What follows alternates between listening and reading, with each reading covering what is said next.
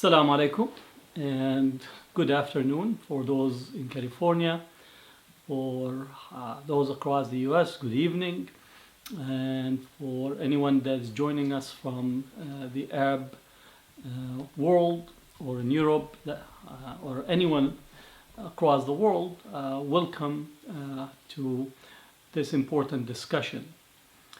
I wanted to really spend the time on discussing the upcoming meeting, or right now it's have been relabeled as the workshop that the US is sponsoring in Bahrain in June 25th and 26th of this month.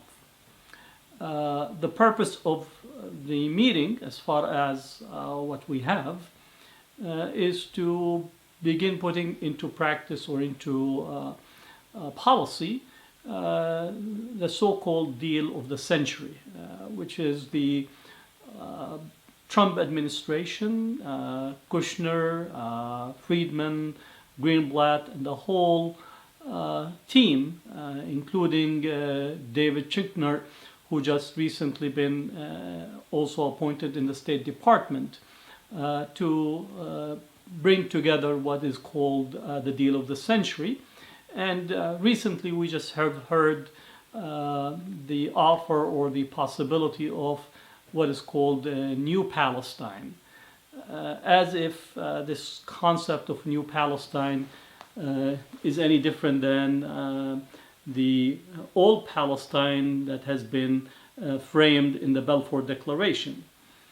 So to set the stage up in terms of what is taking place, the Trump administration has been effectively putting together and putting forward Benjamin Netanyahu's and the Likud policy to be the effective United States policy of how to really conclude and bring to an end the Palestine file.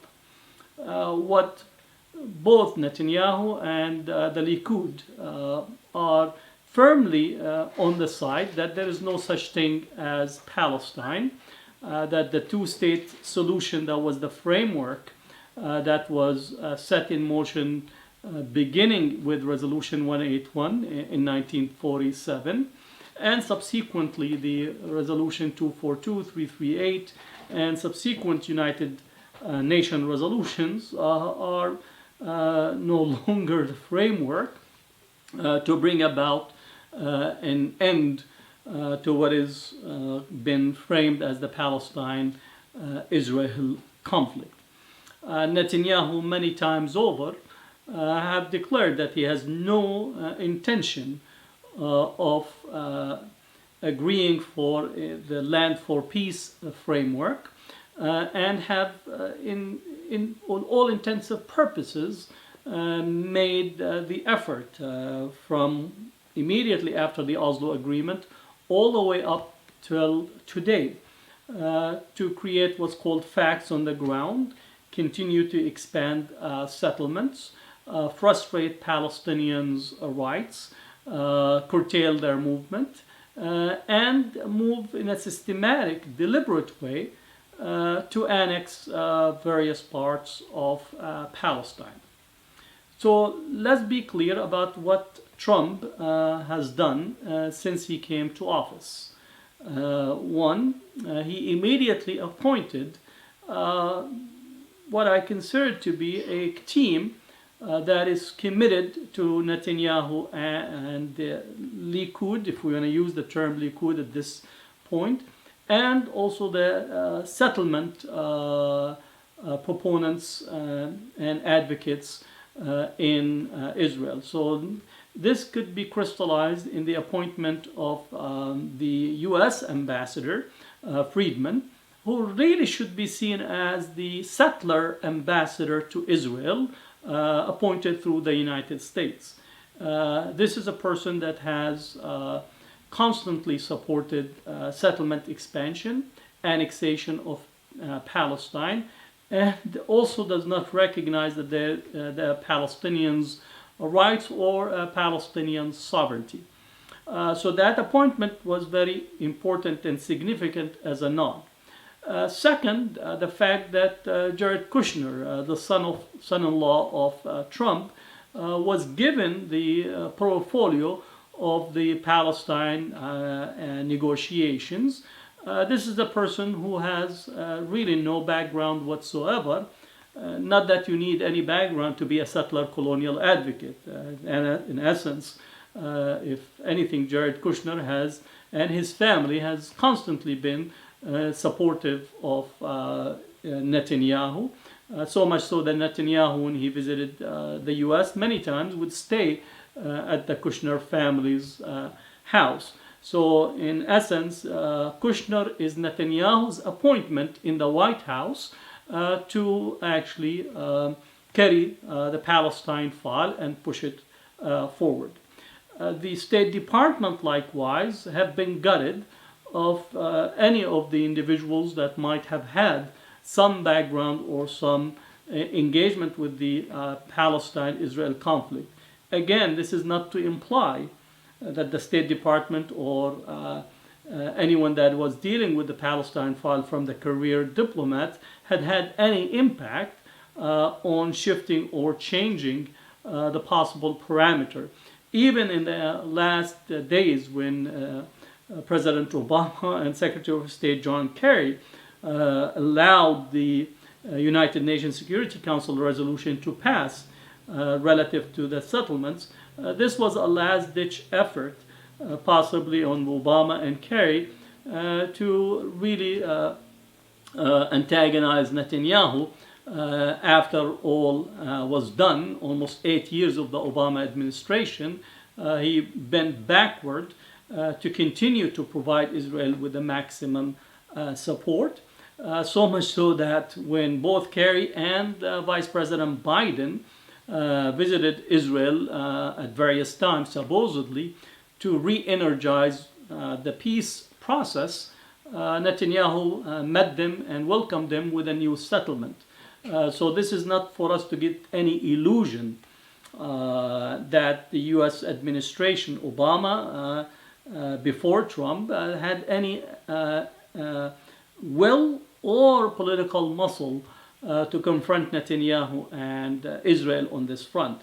But the State Department team that right now is there represent again this consolidation of Netanyahu's hold on U.S. policy relative to Palestine and moving to dispossess and liquidate any aspect of Palestinian rights, sovereignty, and self-determination.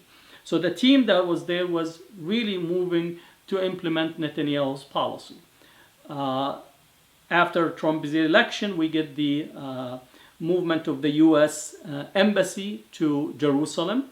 And while the movement itself has been almost a rite of passage for many congressmen, congresswomen, senators, and so on, almost on an annual basis, a resolution is passed in the U.S. Congress and Senate to move the embassy. But the presidents have always tried to make a balance between the needs of foreign policy issues and relations with the Arab world and the Muslim world versus the calls from Congress and Senate.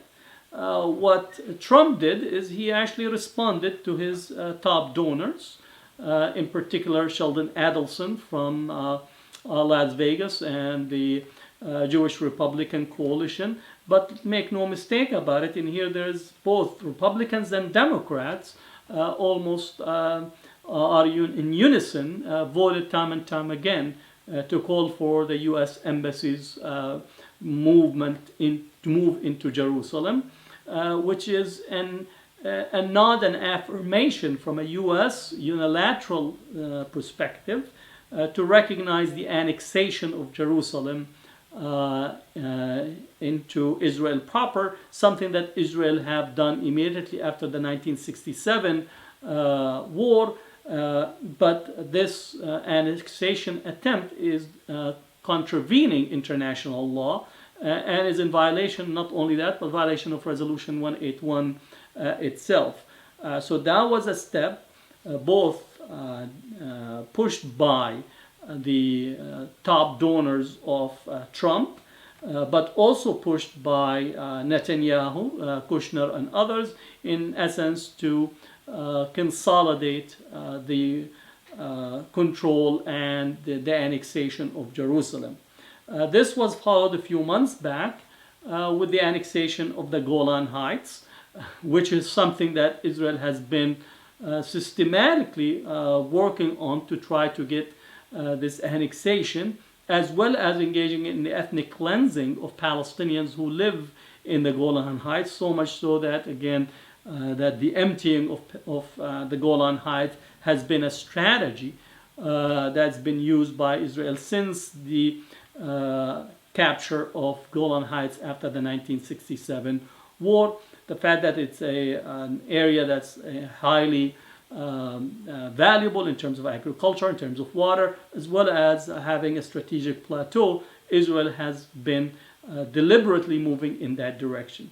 Now, the third step of the Netanyahu's direction of U.S. foreign policy relative to the Israel-Palestine file is the move toward annexation of a swath of lands in the West Bank, which include the Jordan Valley, as well as the whole infrastructure of settlements that has been built, bypass roads, and so on.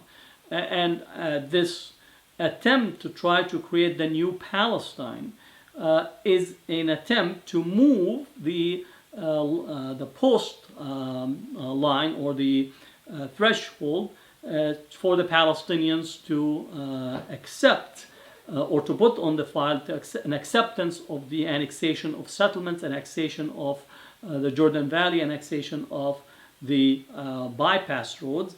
But to do so, it is going through offering the Palestinians really a price, a payment, in essence, to accept the unacceptable.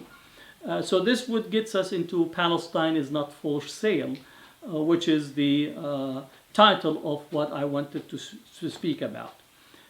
Palestinians are being offered a price. The price is that to forego sovereignty, to forego self-determination, to forego control over their land and territory, to forego the right of return, to forego Jerusalem, and to forego the basic understanding that Palestine is an occupied land subject to a settler colonial enterprise and apartheid system. What makes this push possible at this point is the utter weakness and surrender of the Arab world to Israel's and by it U.S. Agenda in the region. And I would put Israel first and then the U.S. and second. The framing is again now that Israel is the strategic ally in the region. It's an alliance that have been struck. One is to consolidate and provide support for despotic as well as unpopular governments in the region that have lost, if ever had, popular support and real enfranchisement to their population. And as the scope of political transformation, demands for rights, demands for basic justice, not absolute justice, but just basic justice, basic dignity, equitable living standards, as this has been the framework across many parts of the Arab world, including what we refer to as the Arab Spring. Many of these regimes have consolidated and viewed relationship with Israel at the expense of their own population, at the expense of democratization, at the expense of basic dignity to the regular person, if we could use this, Israel became the strategic ally in this enterprise to prevent this aspect from occurring. Second, Israel has also put itself at the forefront of using Islamophobia, using anti-Muslim sentiments, and also creating itself that it is the arbiter between what is good Islam and bad Islam is about.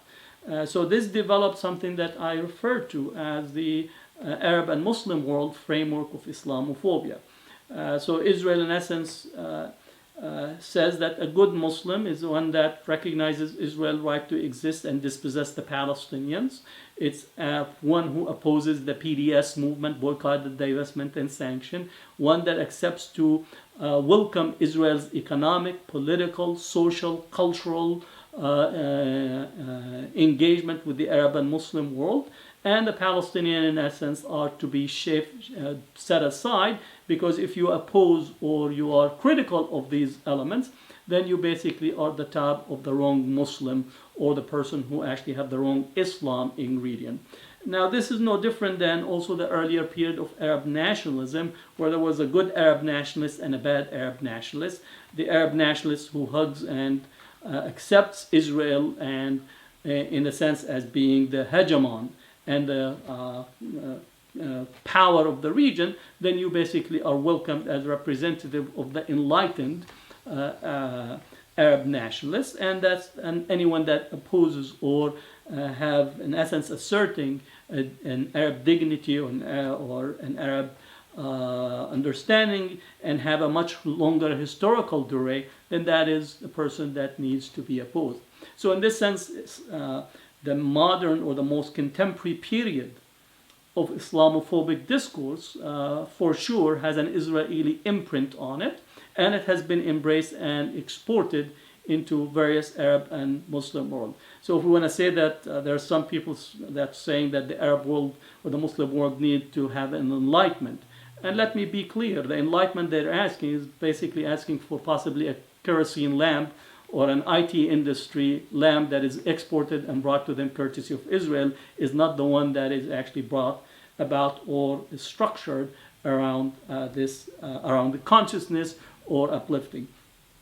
So as Israel moved to become the regional hegemon, integrating itself into the current Muslim-Muslim confrontation, and an attempt to try to create the good Muslim, bad Muslim framing, and I think the work of Hatem Bazian and others in this instance are very important for us to read and understand, and how these discourses of settler colonialism that are utilizing Islam or Muslimness as a marker to actually shift around settler colonialism in a systematic and sophisticated way. So this is an important aspect of what this workshop that is being introduced in Bahrain on June 25th and 26th. Gulf regions, Gulf countries are participating. Saudi Arabia is participating, Qatar is participating, Bahrain is participating. Today we got the announcement that Jordan, Egypt, and Morocco are participating, and also the understanding that once other critical participants brought in, that Israel will be invited to participate to bring about or to arrive at a sale price for accepting Palestinian acquiescence to the total hegemonic domination and the total affirmation of settler colonialism in relations to Israel. The offer again is to bring about financial investments from a variety of countries, so to bring about an investment to so-called bring about economic developments in the West Bank and the Gaza Strip. There is a proposal to create, as part of Egypt in the Sinai Desert that is bordering Gaza, an area that will be used as an airport, as an industrial zone, as a places where manufacturing can take place. But make no mistake about it, this is in essence creating another economic zone. It will be controlled by Egypt. No one is asking or calling for Egypt to let go of its sovereignty, but this is an attempt to try to create an economic opportunity for the Palestinians in Gaza. And then supposedly also there is a proposal to link Gaza to the West Bank with a freeway, a high bypass freeway that's, some say it's 80 feet high or higher, that would link the Gaza Strip to the West Bank, and investments from China, Gulf states, United States, in order to bring about this. But all of these are offers for the Palestinians, and in particular some Palestinian who might be at least susceptible to this economic investments that are brought in order to transform Palestinian cause into a cause for pursuit of jobs and economic opportunity. I often said that the Palestinians are being offered a golden cage, meaning to accept that the Palestine cause is nothing more than people trying to find jobs or trying to get into the as Israel often tries to label itself as the startup nation, that we want to link up and become infused with this quote startup nation and get the Palestinians to be on the take relative to the startup nation, maybe participate in the securitization both of the Palestinians and the Arab and Muslim world, maybe have these developments of new villas and new housings for the Palestinians.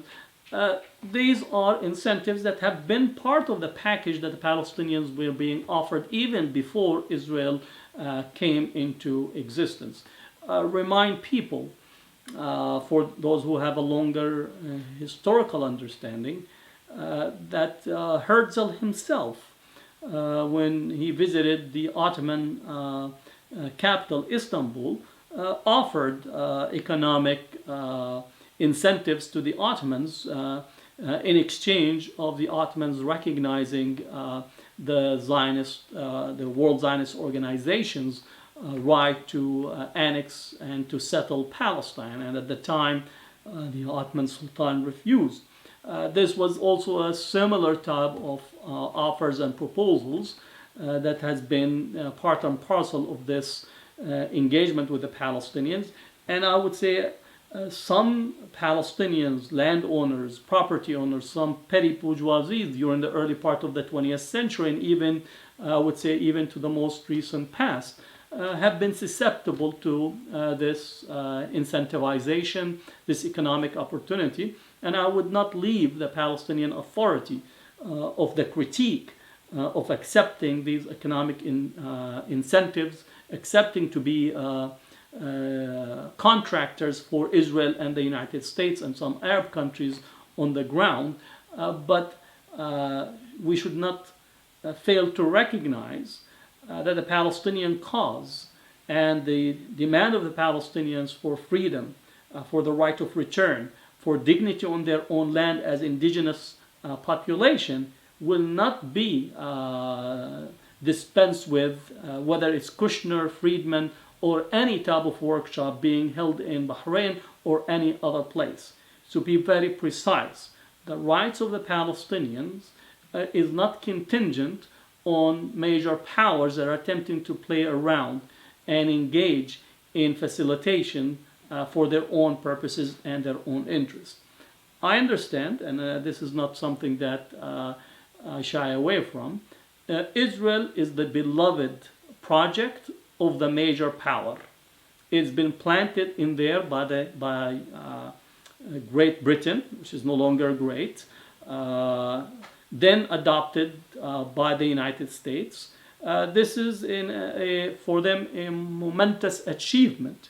But also we have to think of what you call the speculative theology, both of the Europeans and the United States with the Christian coalition, the speculative theology of preparing the ground for the second return or the second coming of Jesus. So in adopting and sponsoring and also trying to solve what's called at the time the Jewish question in Europe and the United States, which is a racist question, have brought about the state of Israel as a military garrison to prepare for the second coming of Jesus, peace be upon him. And in so both Palestinians, Jews, Muslims, Arabs, and the rest of the world are basically held hostage for speculative theologians that want to actually force the hand of God in order to actually bring about the second coming.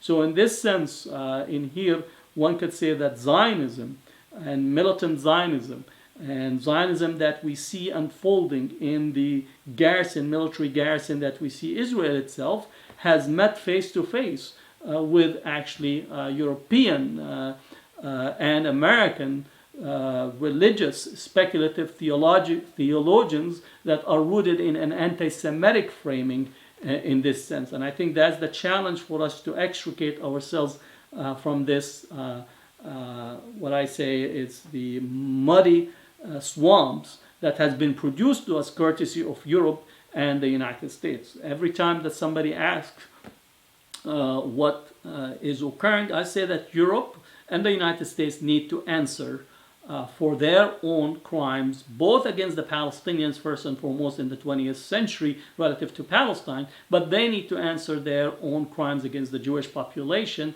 both in relations to the 20th century, but also in actually creating the conditions and the conflict by placing the Jewish population under the guise that they're actually rescuing the Jewish population post-Second World War and placing it in Palestine, and thus setting aside or setting to the side and positing themselves that they're the diplomatic, civilized population or civilized world that is attempting to solve the Palestinian-Israel conflict or to solve the Muslim-Jewish conflict, and using the euphemism these days or the obfuscation that we're dealing with the Judeo-Christian tradition.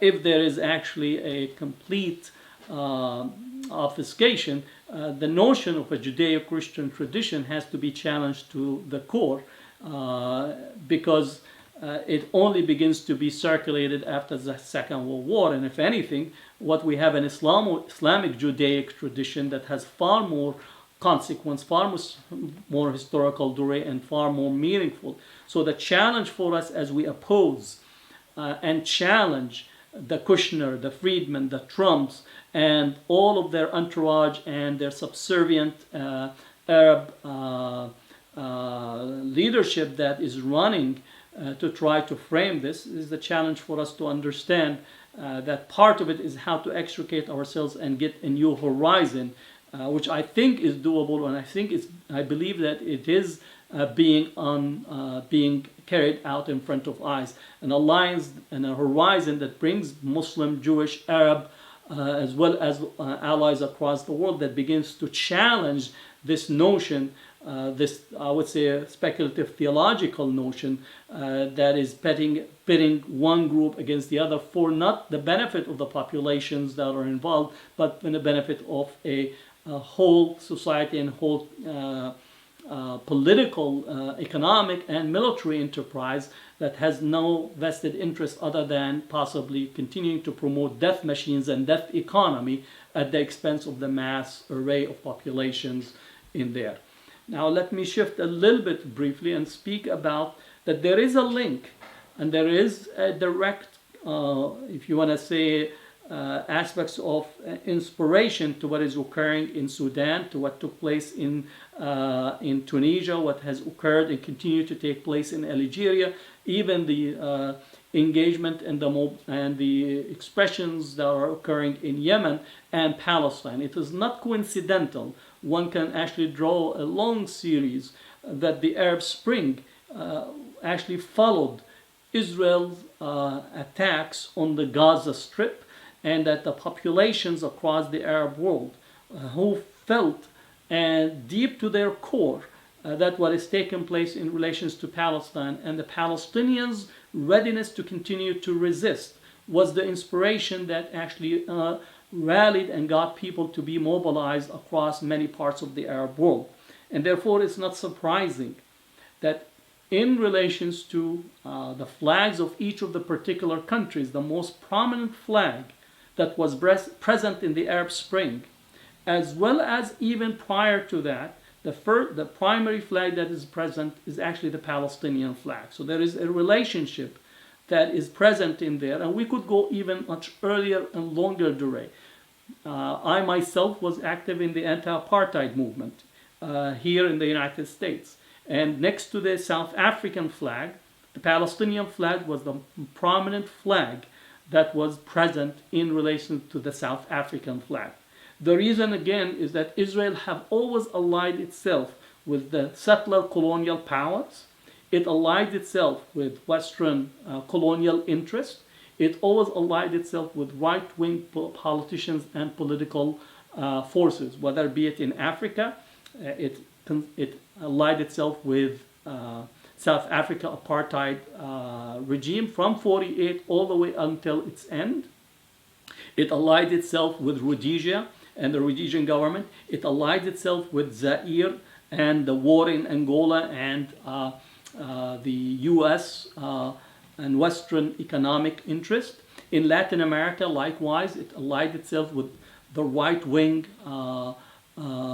political forces, whether it be in El Salvador, in Nicaragua, even in earlier in Panama, and a host of other, Chile.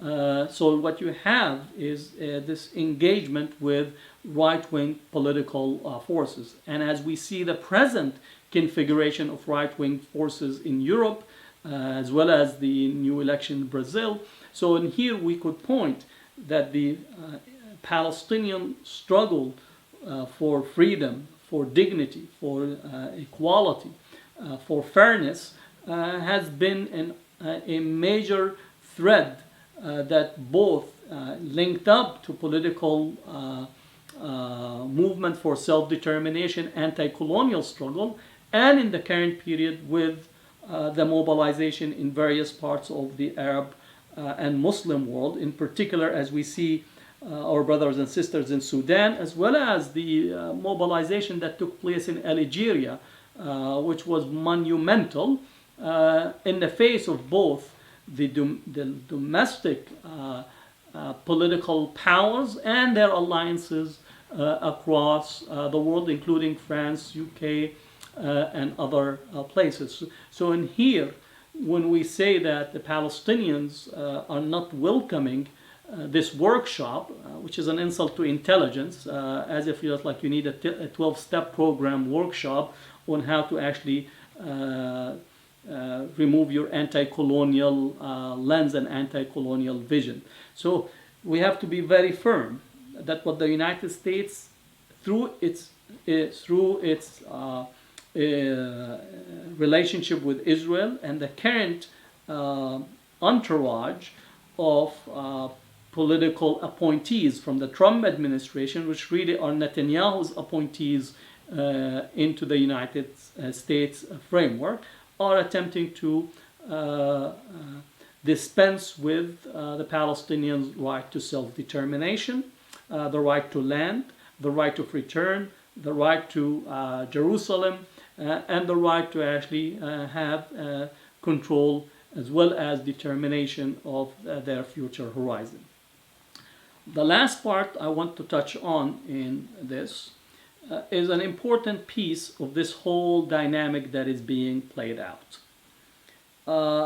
It should not be surprising, or should not surprise anyone of us today, that there is a push for war with Iran. And the current team that is in the White House, especially John Bolton, who's neoconservative, was one of the major individuals that pushed for the Iraq war. His priorities again is to save and protect Israel at all expense, and he is pushing for a war with Iran. Just 3 weeks ago, when we got the news that there is a sabotage of a shipping of a ship and some facilities in the Persian Gulf, and the attempt to try to get a almost a Gulf of Tonkin type of incident that would legitimize or be used as a way to attack Iran.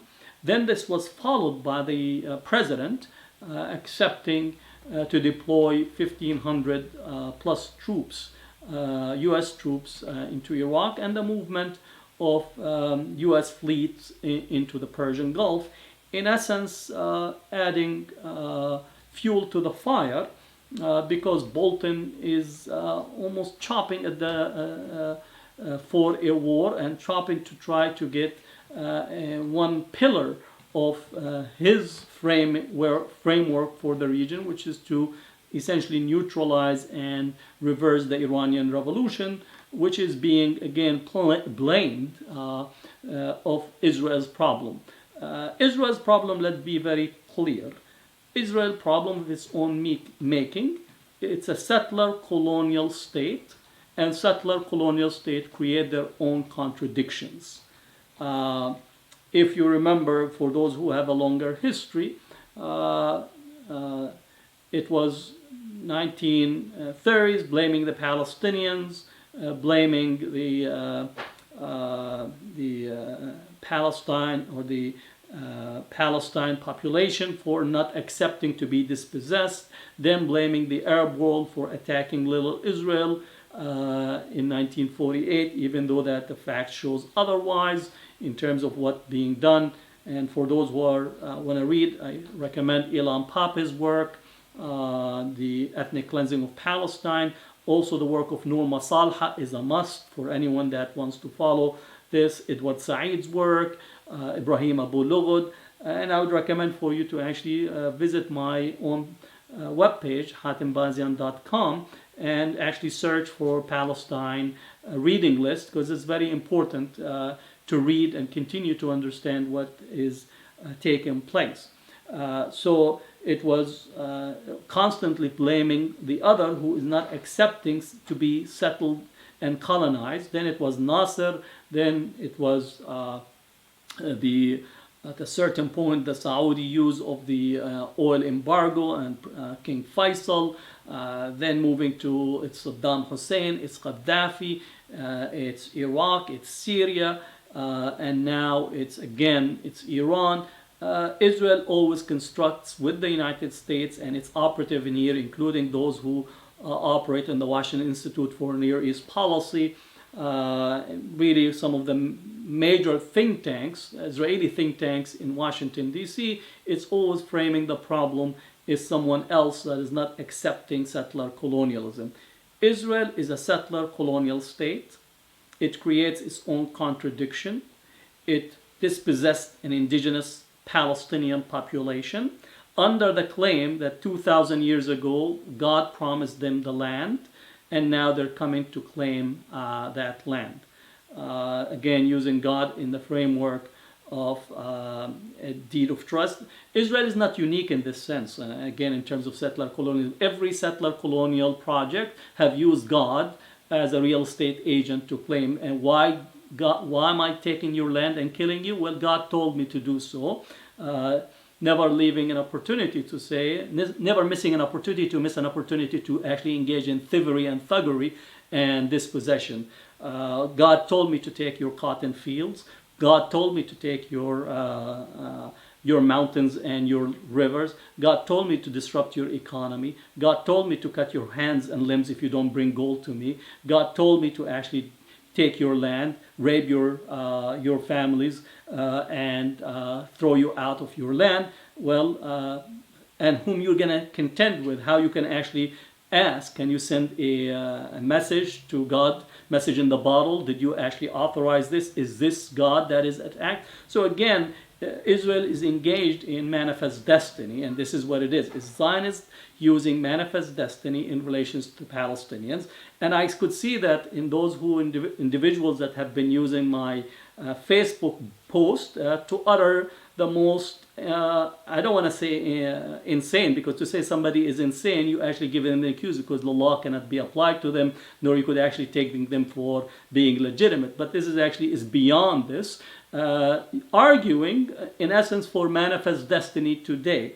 And what I consider to be the Palestinians are facing Zionist burden in the same way that white man burden. So the Palestinians are carrying Zionist burden on their back and continue to be engaged in this. So Zionism and Israel is not an exception, is actually the norm in relations to settler colonialism. So projecting the problem on Iran, in essence, makes always the need to have Israel being built as a garrison. It also makes the possibility for the Western powers to intervene to try to bring peace and stability. Now, anyone that thinks Western countries who send their diplomats in suits and ties are interested other than continuation of domination, control, and access to natural resources, domination of market, they need to be actually examined by multiple psychiatrists and psychologists. In here, Israel, by being a military hegemonic power, having its hand close to the major resources in the region, the waterways and access, allows for this continued intervention to take place and allows Western countries to both, on the one hand, act as mediators for peace, at the same time being merchants of death and merchants of armaments and weapons. We are a military industrial economy. This past year, $1.6 trillion have been spent on armament. Much large amount of that armament is sent to the Arab and Muslim world to kill each other and continue to actually engage in selling their natural resources, raw material, to be sent to the northern hemisphere, and then using weapons in essence to decimate one generation after the other. So the preparation or the workshop in Bahrain, make no mistake about it, it's being used as a stepping stone to try to create the framework or rationalization for attacking Iran. As long as the Palestine file is still active, as long as the Palestine cause is still can be a rallying point and is still hit at the core of the Arab and Muslim world, the possibility of confronting or creating a confrontation, a sustained confrontation with Iran would be highly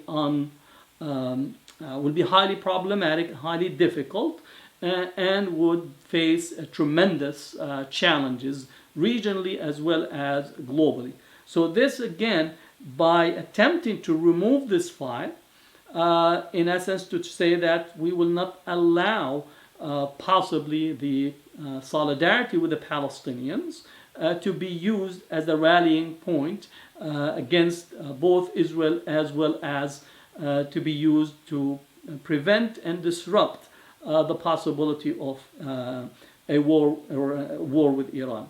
The other part of it is that if a conflict is stoked with Iran, which seems to be the engines are going there, most likely we will be facing asymmetrical warfare across the region, and as such also is an attempt to try to effect the asymmetrical warfare in Lebanon, possibly in Yemen, as well as in the Palestinian territory. So there is another element where if that takes place, in essence, if Palestinians, the segment of the Palestinians, which I'm not saying is not possible, there is still some in Palestine who might accept selling their own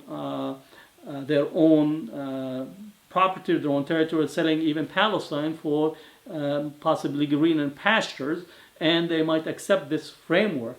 And if that happens, then their role is to control and dominate the Palestinian population in the West Bank and the Gaza Strip. Also possibly to be recruited into confrontation in Lebanon, in essence that pits Shia and Sunni, where the Palestinians will be asked to line up behind so-called Sunni forces in this sense. So these are some of what you call the goals and objectives that are the subtext of this so-called deal of the century. I would like to conclude with the following, to say that Palestine is not for sale. And for those who have a very short reading of history, which often maybe they get up in the morning and the only history they know is basically eating their Cheerios. Palestine is not for sale, never was, never will be, and the Palestinians will be free, whether it's today, tomorrow, or the next. Why? Because the ingredients of a settler colonialism that attempts to try to stamp out the indigenous population is Zionism has failed and will continue to fail because the contradictions that it creates and also the regional configuration is no longer susceptible to the continued dynamics. One has to make a distinction between having the leadership in the workshop versus having the populations, would say intellectual elites, even segments of the economic elite. These are two different clusters, and I would say that the expressions of solidarity and the expressions of Palestinians and their allies across the world indicate that what Kushner is providing, the deal of the century of Trump, Friedman's nod to the settlers, Netanyahu's desperate attempts to annex as much of the land as possible, I would say go ahead, annex it all, but that will not change a fundamental iota. Israel today is confronting 6.5 million Palestinians in historical Palestine. There is no meeting, workshop, or anything that brings any type of leadership, 22 Arab countries or 55 Muslim majority countries to the table that will begin to address that. Furthermore, the Palestinians also are in the surrounding countries that they are demanding the right of return. If it's not today, it's not tomorrow. The sooner that we get into a decolonial, de-Zionized worldview and de-Zionized future, the better it is for us. I do believe, and again this is what I would conclude with, I do believe that it is possible for Muslims and Jews, Palestinians and Jews, to live together in equality, in dignity, in fairness, and an understanding that we have a joint history and a joint future. But this cannot happen under the foot of Zionism and under the foot of settler colonialism, under the foot of despotic and domination that is being put forward. You could bring whatever forces into array, the fundamental thing, the desire for freedom and dignity for the Palestinians will not cease no matter what are the forces that are there. And I think this has been the reality for the past 100 years. And for those who don't understand the historical trajectory, I offer South Africa for you to understand the dynamic. So I invite all of you to continue to access my page, engage it in discussions, engaged in questions. But for those who actually are constantly digging to the bottom of the barrel, I would recommend for you possibly to seek the bottom of the barrel of Trump, Netanyahu, Kushner, and others, because you represent the bottom of the barrel that they represent. And I think those who are proactive, positive, and when I think about the future horizon, I encourage you to have a discussion and question. The future belongs to those who aspire for it. And I think the future that we aspire for it is being done and carried out in front of our eyes. So thank you for being with me in here. Palestine is not for sale. Some people's consciousness might, but don't mistake that. Palestine is not for sale, never will, never was, and never will. And we will be back to Palestine sooner or later. Free Palestine. Assalamu alaikum.